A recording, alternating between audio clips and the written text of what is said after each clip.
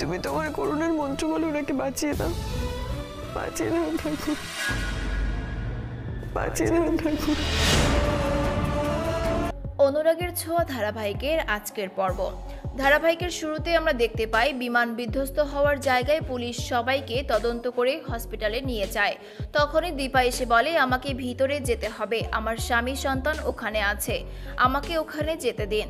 তখন পুলিশ বলে, দেখেন আমরা সবার পরিবারকে ওখানে যেতে দিতে পারি না, আপনি বাইরে এখানে ওয়েট করুন, আমরা সবাইকে ডালে নিয়ে যাওয়ার ব্যবস্থা করছি।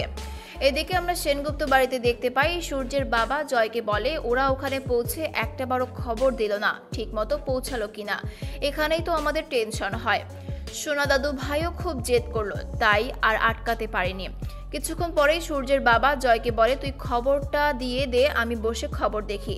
তখনই দীপ এসে টিভির রিমোটটা কেড়ে নেয় এবং বলে, বাবা তুমি দাদুকে উপরে নিয়ে যাও, এখন খবর দেখতে হবে না।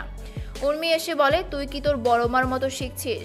উর্মি জোর করে দীপের থেকে রিমোটটা নিয়ে টিভি অন করতেই বিধ্বস্ত হওয়া বিমানের খবরটা সামনে দেখে সবাই কান্নাকাটিতে ভেঙে পড়ে এবং জয় বলে, তাহলে কি সবকিছু শেষ হয়ে গেল?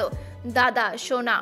এদিকে আমরা দেখতে পাই দীপা জোর করে কারো কথা না শুনে ভিড়ের মধ্যে ভিতরে গিয়ে সোনাকে খুঁজে পেয়ে হসপিটালে নিয়ে যায়।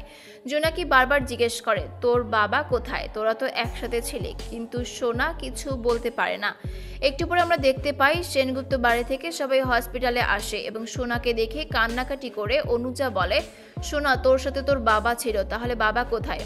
কিছুক্ষণ পরে ডাক্তার এসে সোনাকে ভিতরে নিয়ে যায়। তখন দীপা ঠাকুরের সামনে এসে বলে, ঠাকুর সবকিছু কি শেষ হয়ে যাবে? ঠাকুর তুমি আমার ডাক্তারবাবুকে দেখে রেখো, আমাকে কান্নাকাটি করলে চলবে না, আমাকে শক্ত হতে হবে, তুমি দেখো যাতে আমি সবার চোখের জল মুছে দিতে পারি। একটু পরে রূপা এসে দীপাকে বলে, মা তোমাকে সোনা ডাকছে। দীপা যেতেই সোনা বলে, তোমার জন্য সবকিছু শেষ হয়ে গেল, তোমার জন্য বাবা আজকে শেষ হয়ে গেল। সোনা একটু সুস্থ হতেই সেন বাড়ি থেকে সবাই সোনাকে নিয়ে যায় এবং ডাক্তার এসে বলে, ওনাকে আগে নিয়ে গেল, খুব দ্রুত সুস্থ করে তুলতে হবে।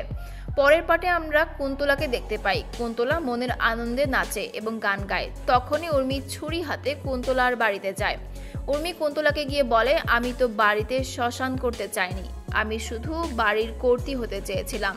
তখন কুন্তলা বলে, তুমি দীপার বোন, দীপার সাথে থেকেও তো একটু চালাক হতে পারো, তুমি শুধু আমার কথা মতো চলবে, তাহলে সব কিছুই ফিরে পাবে।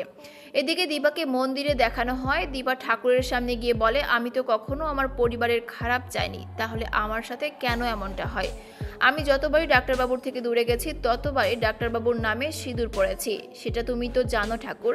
দীপা সূর্যর সাথে কাটানোর স্মৃতিগুলো মনে করে বলে, ডাক্তারবাবু কি এখন আমি কোথায় পাবো? তখনই দীপার উপর ফুল পড়ে এবং দীপা বলে, ঠাকুর তুমি আমাকে ইঙ্গিত দিলে যে ডাক্তারবাবু আছে, কিন্তু আমি কিভাবে পৌঁছাবো? অন্যদিকে আমরা ডাক্তারবাবুকে দেখতে পাই পানির কোলে অজ্ঞান অবস্থায় পড়ে আছে। তখন এই গ্রামের লোকজন এসে উদ্ধার করে এবং সুস্থ করার জন্য বিভিন্ন ফর্মুলা দেয়। এদিকে মন্দিরে দীপাকে দেখানো হয়। কিছুক্ষণ পর দীপা বলে, উর্মিকে তো কোথাও দেখলাম না, যে উর্মি ডাক্তারবাবুকে নিয়ে এত টেনশন, এত চোখে চোখে রাখে, আর তাকে কেন দেখতে পেলাম না? তাহলে উর্মি কি সবকিছু জানে?